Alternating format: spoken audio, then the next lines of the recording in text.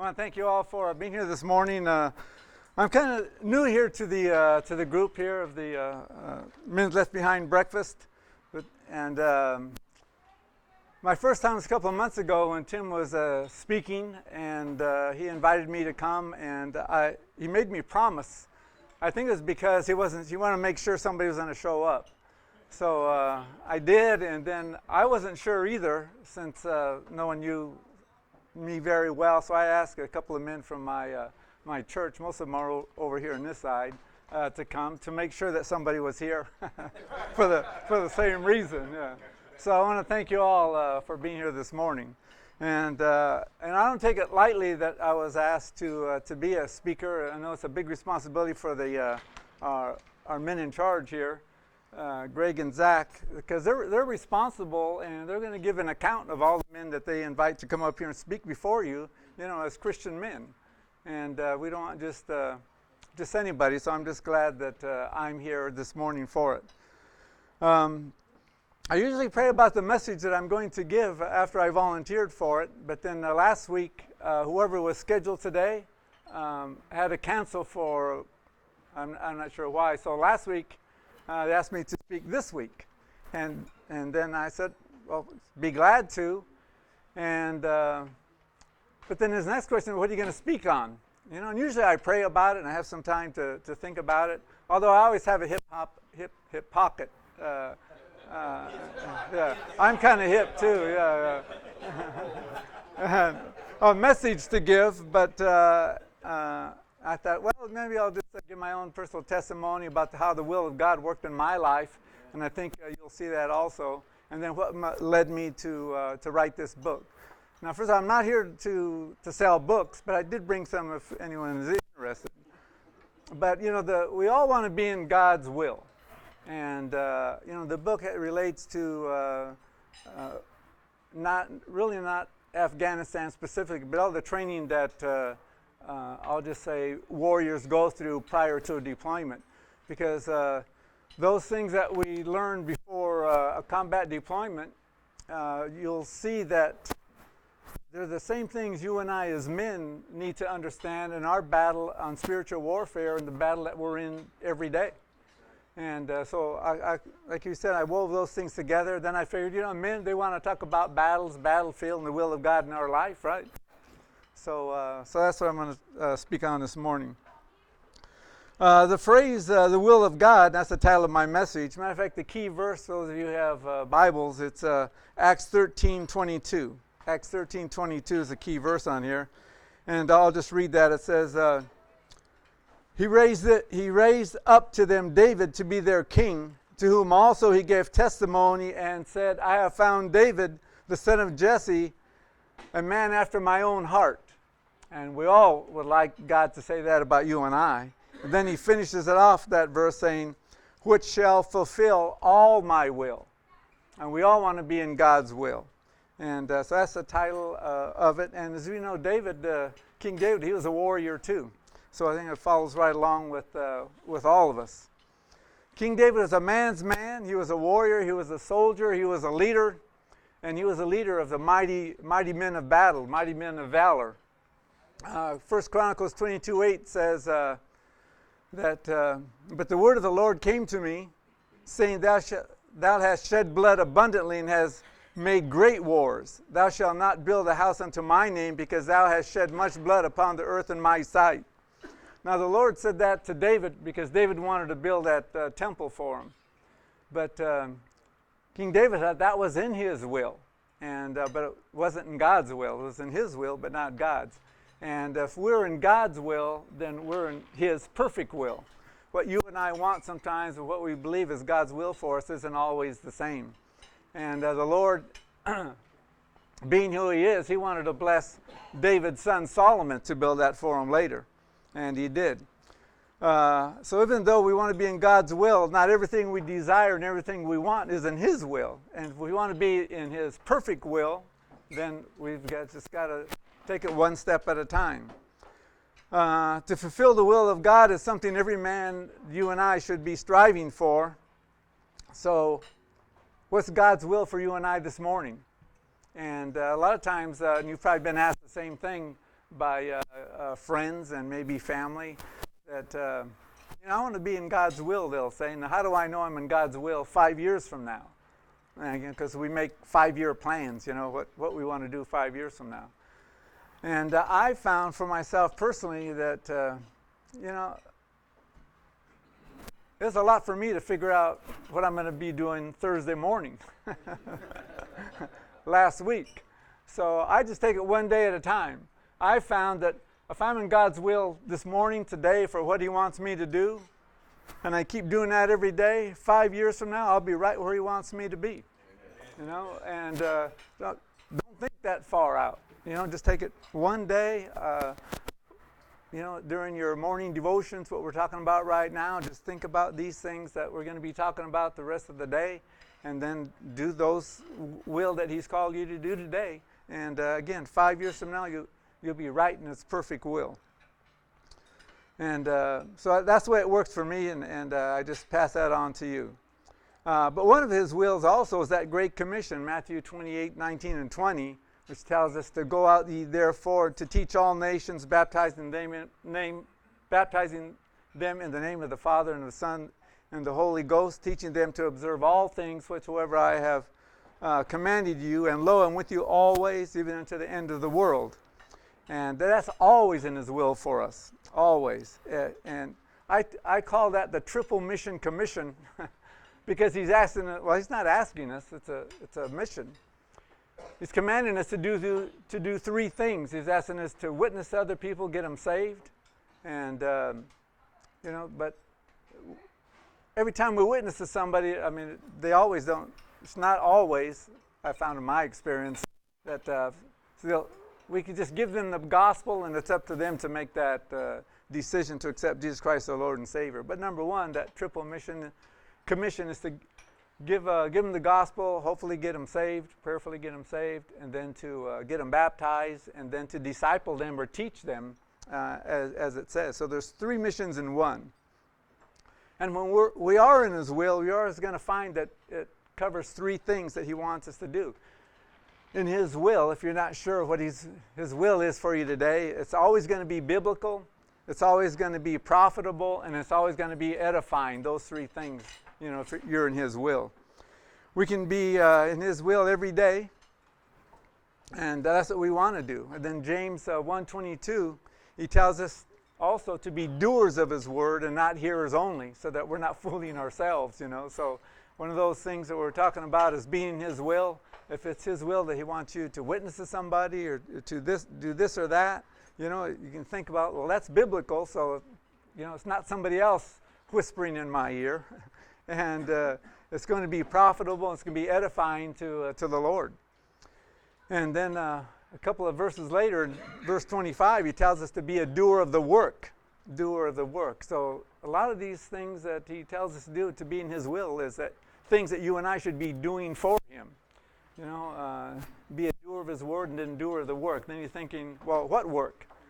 Well, just about, I'm going to take it for granted that we're all church members someplace, and your church has a ministry just for you, whatever that is, So if you're not in it already, get into it. So you'll be a doer of His word and a doer of the work of the church.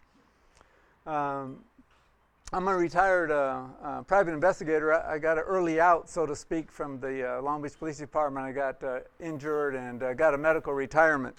And I thought, well, I'll become a private investigator. I thought it was going to be something simple. I took the state test, thinking, I'm a policeman. I would have, passed it, everything. I think I flunked it the first time around. And I guess if you're a vice officer, there's not a lot of things about vice in that examination.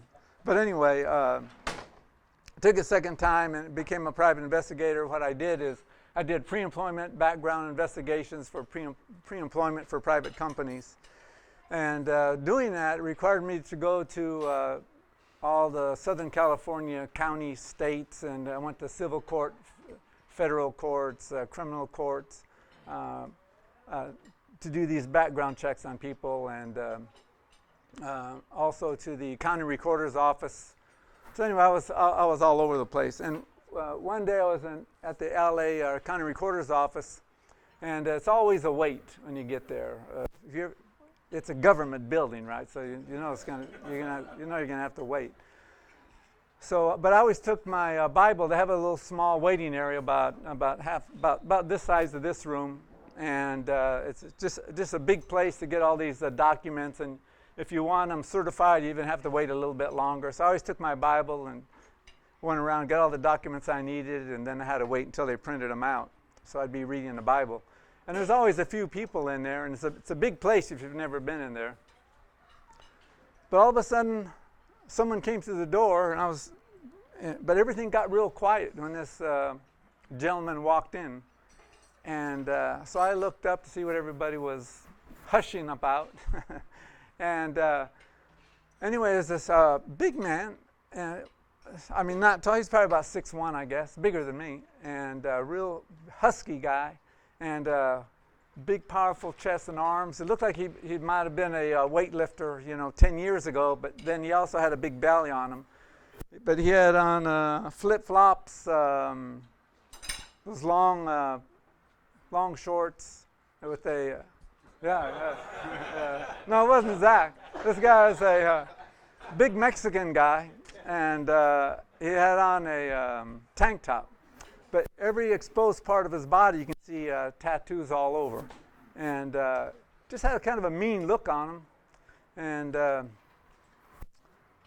remember my first thought, because I looked up, saw him, and I saw everybody kind of, the rest of the place kind of quiet when he walked in. And the first thing in my mind, I thought, oh, what a buffoon this guy is. Buffoon, that was my pet word at the time. And it was just his manners, his demeanor, I guess. And but as soon as I said that, just the next instant, the Lord said, I died for him. And I thought, I got a witness to this guy somehow or other. And so I saw him walk in, then he went over there he kind of looked around and was kind of befuddled, so to speak, by all the stuff that's going around him. And he went to the information woman there, and I didn't hear what he said, but I can see him being frustrated and just talking to her. And so then he comes over and he sits down right next to me. So I'm thinking, well, I got to talk to him sometime. So I asked him, what are you here for? Because he didn't do anything. He just sat down kind of frustrated. And as soon as I asked him that, tears came to his eyes. And he said, my mom died. And he said, I'm the oldest son, and I'm trying to get her estate together, and she owned some property in L.A., and he needed all these documents. So I said, yeah, I do this all the time. I'll get them for you. So he gave me her name, and I went around and got all the documents I need and turned them in. And he said, okay. And I said, we just got to sit down right here, and it's going to be about 20 minutes. And so we sat down together. And I'm kind of looking at him, how am I going to bring up this conversation with him? So I'm looking up at him, sitting next to me, and I can see this little tattoo here on his neck, and it said, I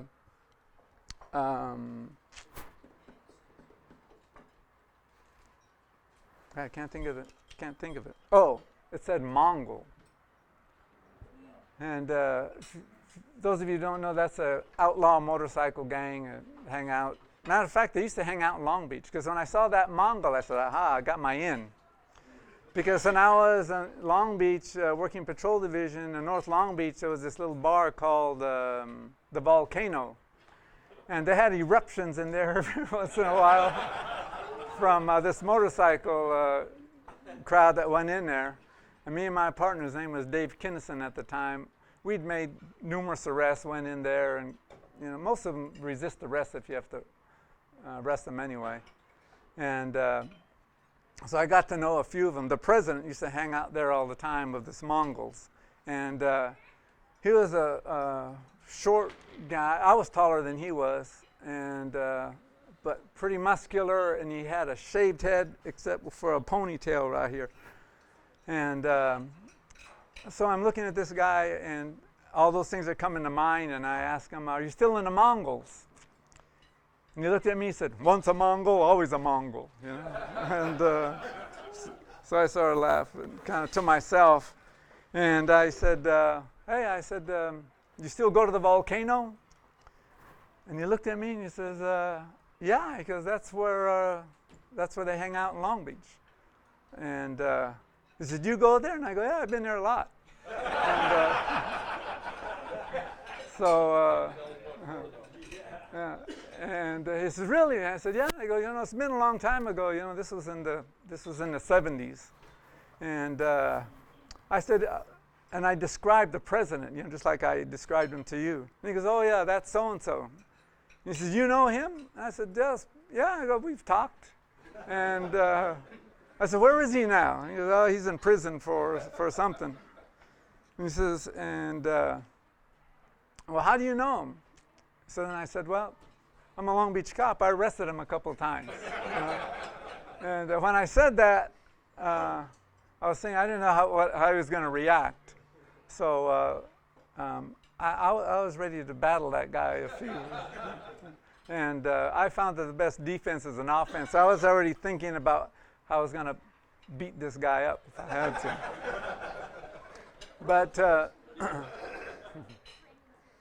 But so after we talked that over about being a cop, I told him, I said, "Really sorry about your mom dying." I said, "But you know what?" I said, "You're going to die." And I said, "Now, are you going to go to heaven or hell?" And he looked at me and he said, "You're the third guy this week that said that to me." And so, I know I'm in the will of God now, right? I told him that. I said, "You know what? You're not here by accident. It's the providence of God that brought you and I here in the same place at the same time." I said, "And that I'm the third guy this week that's told you the Lord's talking to you." And I had my Bible right there, so I just opened that up and I just took him right through what I call the Roman road. That you're lost, you're going to hell, and, you need a Savior. And he prayed right then, accepted Jesus Christ as Lord and Savior. And so, that's the will of God. That's the providence of God, how he leads you and I. But we just have to be ready to do his work, to be a doer of his word. And it doesn't matter who the person is or, how much, a 180 from maybe you and I lives. I never saw him again, And every once in a while, I think about him, and you see something in the paper about this Mongol outlaw motorcycle gang getting in shootouts or whatever. But he's saved, no matter what's happened to him now. He's saved.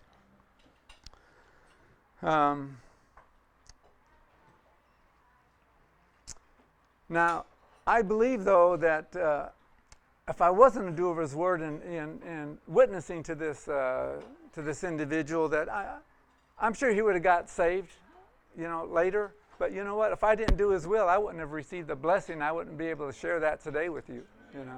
So it's just the providence of God. He saves. He already knows he's going to be saved anyway, right? That's the way I look at it. But now I want to explain how the will of God in my life led me to Afghanistan and my book. It began about a year after 9/11, and I'd already retired from the Army Reserve and National Guard after 38 years service. But after 9/11, like most of you, I wanted to get back in the battle. And what? I know there's a lot of veterans in here, military veterans, but after 9/11, I want to get back in it again, and I wanted to do something to those bad guys, and I wanted to kill them, And I got to get back on active duty, as I'd missed. I joined the Army Reserve in 1964, and I remained on active duty here and there between the police department and different things. And when Vietnam had started, and it was in the late 60s, I was already on the police department, and I thought, well, I was doing my thing on the police department, and then so I was the Special Forces Reserve unit I was in wasn't activated or mobilized, And then years later, Desert Storm was going on. I volunteered then, but I was already on a 3-year tour doing counter-drug operations. And so I missed that, so to speak. And so after I'd retired, after 9/11 started, well, maybe I can get back on active duty again. I always have these ideas. Probably you do too, you know. But I said, well, I better talk to my wife about it, you know. And so I told her I want to get back to active duty again, since our country was going to be at war, you know. I mean, it was at war. And obviously she thought, well, you know, I don't want you to go to Iraq or Afghanistan because both of those are going on at that time. And I smiled, kind of told her that, you know what, I'm 57 years old. I said, I don't know if I can even get back on active duty since I'm already retired in there, but even if I did and I was able and the Lord opened all those doors, you know, if it's His will for me, He'll open those doors that right then seemed a long way off. And so we prayed about it, and I told her that, you know, I probably wouldn't, since it's my age, I probably wouldn't get sent to either place, but at least I'd be able to serve, you know, on a tour stateside and let a younger man go to Afghanistan to, you know, I would relieve somebody. So the process started. So I got on the phone. I just called the Army Personnel Center in St. Louis. Those of you in the Army, that's where they keep all of our records. And got a woman on the phone and I said, hey, introduce myself. I want to get back. Take me out of the retired reserve, put me on active reserve, and then put me on active duty. She can't do it. I said, what do you mean you can't do it? You know, you have my records. Just take them out of one pile, the retirement pile, and put them over here, right? You got to figure she's a government employee. You have to tell them how to do these things. So she says, no. She goes, we did that during Desert Storm, and we put a lot of people on active duty who phoned up just like you're doing right now. But you know what? 95% of them weren't deployable. They couldn't pass the PT test. They're overweight. They, you know, couldn't do this. They couldn't qualify with the weapons. They had medical issues. We got stuck with them for a year, and they never went anywhere. I said, hey, I'm in good shape. She says, yeah. You know, and so I was, well, how could I do it? She goes, well, you have to go to the Army recruiter and join. So, okay. So I hung up. Went and got all my Army school papers and, you know, your DD 214 for getting out for your active duty. And went into the Army recruiting office here in Temecula. It's just up the street here. And when I walked in, there was 2 young Mexicans talking to recruiters. So I waited around a few minutes, and then the head recruiter says, you know what, you might as well go have lunch. Your sons are going to be here. He was doing me a favor. They could have been my grandsons, you know. Because they're going to be here for a while taking these tests. And I said, I don't know either one of them. I said, I came to enlist. So he goes back, gets the station commander. Station commander comes out. I sit down with him, explain everything with my phone call to Army Personnel Center. So he gets on the phone, calls them up, and finds out, hey, yeah, he can enlist me. So so I had to take the ASVAB test all over again.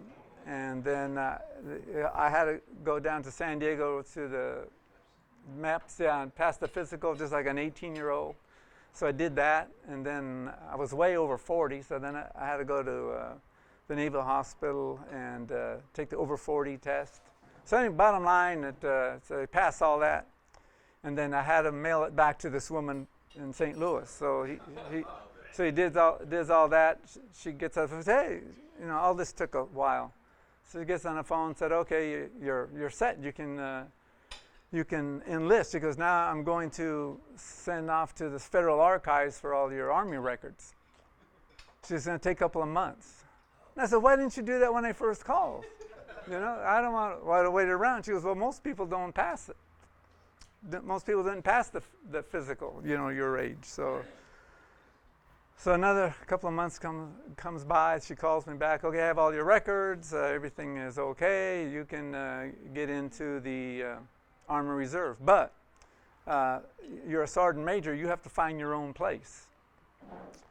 And we can't just throw you into this pool of retired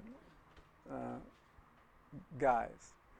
So a friend of mine was on active duty at Fort Bragg. That's where the Special Forces course is. So I called him up. He gave me the civilian's name at Fort Bragg who handles all the reservists. So I called him, and then he said, and he didn't know me or anything, so I had to send him all of my stuff. So I sent it to him. He calls me back. Time went by, and he had to review everything. And bottom line, I got in and went to Fort Bragg. Got orders for Fort Bragg. Went there for a month. Got a reissue of everything. The uniforms, the equipment, all the TA-50, all the field gear. I had to take the SFPT test, pass that. Sent me to the 82nd Airborne Division. Had to go through. I didn't go through jump school. They have a jump school refresher course there because I was on going to be on jump status. So went through all that, and then they assigned me as the Operations Sergeant Major for the Special Forces course. It's a six phases. It's 6 phases now. I think when you and I went, it was just 3 phases. So anyway, they put me in the Sergeant Major of 2 of the Special Forces qualification phases. So met everybody, and I tell them I want to be on active duty and help out, and they said, okay, we like you and all this stuff. I kind of fit in with everything else. So they were going to bring me on active duty for a year. I said, good. So I knew some other people already. My wife and I made plans to go over there to serve for 1 year. We made plans how to be away from the house for a year with the kids, family, all those things. And they said, okay, go on home, and a couple of months we'll send you active duty orders for a year. So all that goes by. Now it took 8 months to get to this far. Then I was telling my wife and I that, I guess the Lord opened all these doors for us, and we're going to go on active duty. So we found a place on the internet to move back to Fort Bragg area. And a couple of months went by, no orders. A couple of more months went by, no orders. So I was on the phone calling, and everyone was real nice on the phone, but not doing anything, And so those things went by, and I thought, wife and I said, if it's God's will we don't do it, at least I tried it. And but then another month goes by, and I get orders for a year. So the orders say, not to Fort Bragg though, it's from CENTCOM, Central Command, and that's in MacDill Air Force Base in Florida. But it's also co-located with SOCOM, which is the Special Operations Command, and they handle all the Special Forces military units in all the services. So I tell my wife, I said, I guess we're going to Florida. We're not going to North Carolina. So I had a phone number, some captain back at Fort Benning, because I had to go to Fort Benning first for a month before I report to Florida. Well, that's what I thought anyway. So I said, it's God's will, it's God's will. And so I thought it was, but it wasn't God's will for me to go to Florida. Because when I called up this captain for the point of contact, because I wanted to know if my wife should go with me to Fort Benning for that month or just wait so that I get assigned to Florida. So when I told him that, he started laughing. And it's not nice to laugh at a sergeant major, right?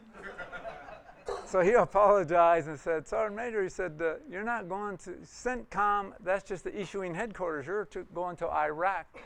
You're going to be the operations sergeant major for the 10th Mountain Division.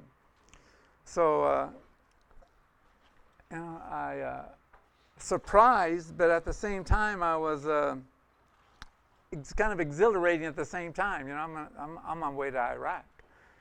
So my wife came home from work, And she's our secretary at our church. So she came home, and since she came home, I told her to sit down, and she had that look on her face like, if you want me to sit down, something's happening. And I said, remember I said that I thought we were going to go to Florida? Yeah, we're not going to Florida. I said, and you're not going anywhere. I'm going to Iraq. So immediately she started crying. And so we prayed again, and we'd been praying for a while. So she'd accepted that we're going to be separated for that year. So anyway, a couple of weeks go by, and I report into Fort Benning. As soon as I get there, I get new orders. I'm not going to Iraq. I'm going to be the operations sergeant major for the 25th Infantry Division in Afghanistan. Yeah. Both of those divisions are famous Army World War II divisions that anyone would be proud to serve with them. But, they weren't special forces. They weren't airborne. They didn't do anything about special operations things, which was my specialty. But so I get there and get done with that. And then 10 days later, I'm in Afghanistan, report into the headquarters of 25th Infantry Division, and they got new orders for me. I'm not going there. I'm the command sergeant major of this thing right here. Got to look at it. What is it?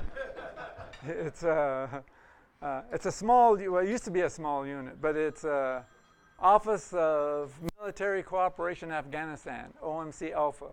They work. My boss is going to be a 2-star Air Force general working out of the U.S. Embassy in there. Now, I've always been with the troops. Sergeant major of a battalion and special forces. I was all the weapons guy and a special forces A team, and worked my way up as a team sergeant. And anyway, I was around troops. And if you're working out of the U.S. Embassy, all you are, you're working around generals and full colonels, and I didn't want anything to do with them. So I tried to talk my way out of it. And I told the Air Force General that, nothing personal, but I don't want to work here. I don't want to work for you. I've been around troops. I want to be there. And he said, Sergeant Major, because any Sergeant Major, well, Air Force, I have a different name for them, but the E9, they do anything to be here. And I said, well, that's good. You shouldn't have any trouble replacing me, because I would rather be with the Special Forces. So bottom line, I had to stay there with them. He made me stay with him for 6 months because I was there for a year. Give me 6 months and I'll release you to wherever you want. And I'd already contacted the Sergeant Major of the 3rd Special Forces Group, who, as soon as my tour with them was over, I was going to go straight get back into Special Forces. But it ended up being a good assignment. Because if you're in God's will, whether you do His commands, you don't have to all like them. He doesn't ask you if you like them. You just go do it. Well, it's the same thing in the military. I tried to get out of it. I couldn't. So then it's okay. I'll do my best for this Air Force general. And so I was there for 6 months. Then 6 months later, got back into Special Forces. So I say all that to say this. And I got just a couple more minutes. But while I was there, the Special Forces chaplain, they were short in chaplains in the 3rd group, 3rd Special Forces group. And so the chaplain, he hadn't been out to any of the Special Forces A camps. There's 14 of them along that Pakistan-Afghan border. And he hadn't been to any of them. He said, but now that you're here, because he knew me, knew my background, he was aware of the Bible college I went to. He was a Baptist. So he said, I'm going to go visit him every other Sunday. He says, when I'm gone, you do all the services here at the Special Forces Chapel. And then I was already doing the Wednesday nights studies also. But bottom line, I did all those things for the Lord in addition to my duties as the operations sergeant major there. And so I started all these Bible studies that are in my book because I wanted it to be practical applications, right? Because our Bible is practical, all these things it does for us. So I started putting all these training things that we'd done in training prior to deployment and all the military training. And it's the same for any service. I happen to be in the Army. but I put them all together and how they apply on the battlefield in Afghanistan, and how the same thing applies that, hey, when you come back and you're back home, stateside again, the same thing applies to spiritual warfare. Because the enemy in Afghanistan doesn't wear a uniform. He hides within the civilian population. You don't know who he is until incoming starts coming in, whether those rounds or rockets, or someone runs over an IED. Or they'll say, a real short ambush. They open up and fire for a couple of minutes, and then they just disappear in the civilian population. You don't know who they are. And you know what? That's the same thing Satan does for you and I here on the spiritual battlefield. We don't know where he's lurking. We don't know where he's at, but he's out there, and he's aiming for you and I as Christians.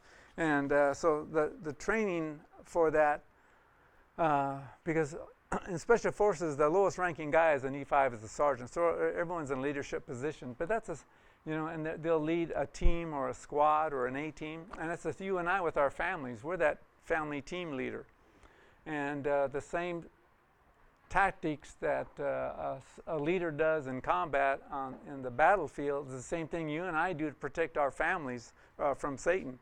1 Peter 5:8 says it this way. It says, "Be sober, be vigilant, because your adversary, the devil, as a roaring lion, goes about seeking whom he may devour." And he wants to devour you and I, as Christians, because we're followers of Jesus Christ. So he knows he already lost the war, but because the war was won on the cross, right? So we just have a daily battle. We just have to go through that daily battle. But it's not only for ourselves, because we're as husbands and fathers, we're responsible for our families. So bottom line, that's what this book is, and that's how when I came back and I followed those things up for a year or two at our church with more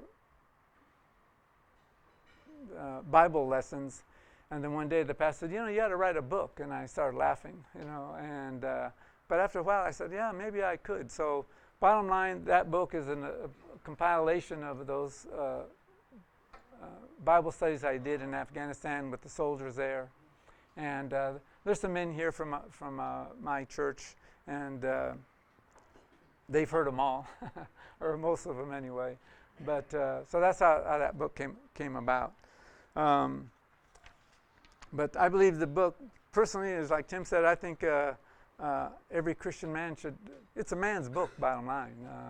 I think it's good for all of us. It teaches men and husbands how to be the leader in their household, how to protect all the members of their family from the wiles of Satan on the spiritual battlefield, just as that combat leader is responsible for his squad on the battlefield in Afghanistan or wherever. Okay, if anyone's interested, I have several books with me. They're $10, but that obviously don't feel obligated to buy it, but I do have them. All right, so that's it, and I know it's time here, so let me close in prayer.